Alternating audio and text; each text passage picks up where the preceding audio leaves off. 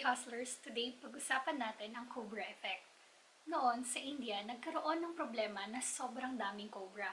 Kaya ang ginawa ng government nila, nagbigay sila ng reward sa mga makakahuli at makakapatay ng cobra. Nung una, gumana, maraming nag-surrender ng patay na cobra, pero after a while, napansin nila na parang hindi naman umuunti yung populasyon ng cobra. And then, nalaman nila na yung mga tao pala is nag-alaga na at nagparami ng cobra para makakuha ng reward mula dun sa gobyerno. Nung nalaman to ng government, pinahinto nila yung reward system. And dahil wala nang silbi ngayon yung mga cobra para dun sa mga nag-alaga, pinakawalan nila.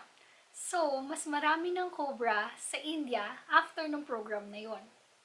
At dito na nagsimula yung tinatawag nating Cobra Effect. Ang ibig sabihin ng Cobra Effect ay yung solusyon na ginawa mo is mas nakalala pa ng problema. Nangyayari to kasi minsan yung mga gumagawa ng polisiya, hindi nila naiintindihan yung sitwasyon ng mga tao na maapektuhan ng solusyon or nung ginagawa nilang programa. Kasi kung hindi mo naiintindihan yung sitwasyon o kalagayan ng taong maapektuhan, hindi mo masasabi kung paano siya magre-react dun sa bagong rule na gusto mo mangyari. Kumbaga, medyo out of touch sa reality yung solution na pinopropose mo. Hindi kasi linear mag-isip ang tao eh. Naalala nyo ba yung issue nung merong mga squatters before na binigyan sila ng pabahay sa probinsya. Pero sa halip na tumira sila doon sa bahay na yon ay binenta nila yung bahay at nanatili silang squatters sa Metro Manila kasi nandito sa Maynila yung trabaho nila. Other example is nung pinahinto yung angkas kasi daw hindi ligtas na mag-angkas sa motor. Pero syempre, yung mga sumasakay noon sa angkas, kailangan pa rin nilang makarating sa trabaho nila. At yung mga biker naman, kailangan pa rin nila ng kabuhayan. So, huminto nga yung angkas bilang kumpanya. Pero maraming umusbong na underground booking system gamit ang Facebook.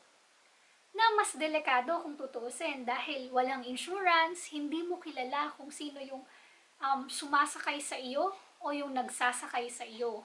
So, ang ending, mas naging hindi ligtas yung serbisyong ino-offer ng mga tao at tinatangkilik din ng mga pasahero.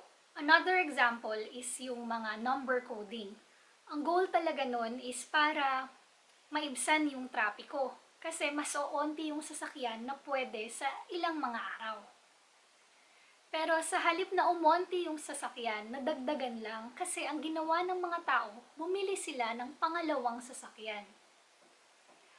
Yung pinaka-recent din, naalala nyo nung unang nag-announce ng community quarantine, pinagbawal yung public transportation para manatili sa bahay yung mga tao kapag hindi naman essential yung gagawin nila.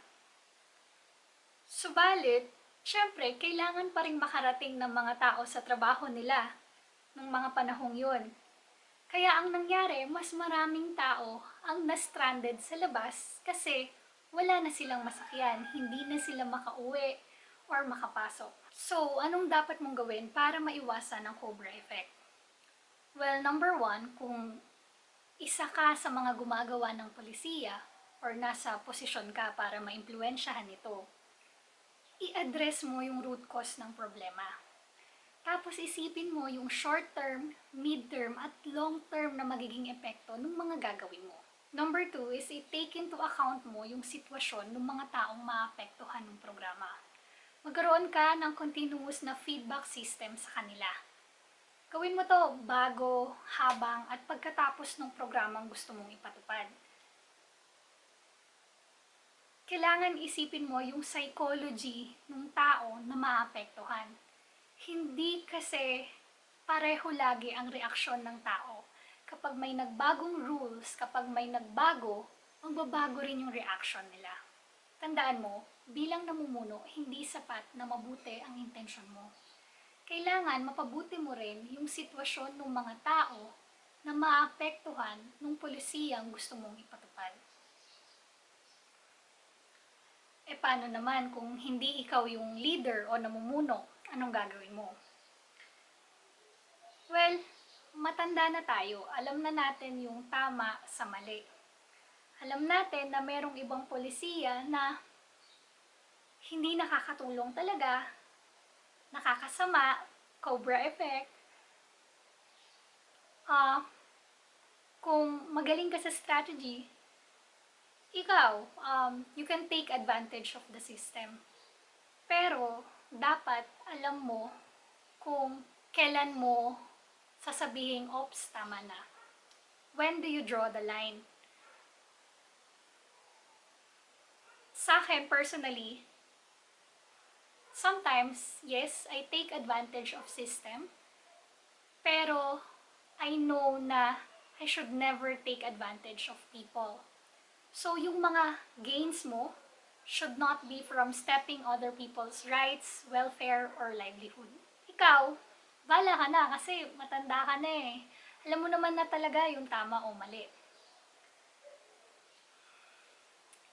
And syempre, maging mapanuri kayo sa mga tao na hindi pinag-iisipan yung sinasabi, ginagawa nila kasi pwedeng pamarisan sila ng ibang tao at mas lalong lumala yung epekto nito.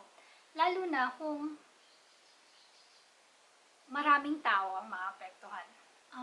Yun, kayo, meron ba kayong ibang examples ng Cobra effect? Anong nangyari and kung kayo yung masusunod, anong gagawin nyo? Comment mo lang sa baba. I'll read and reply later. Keep hustling!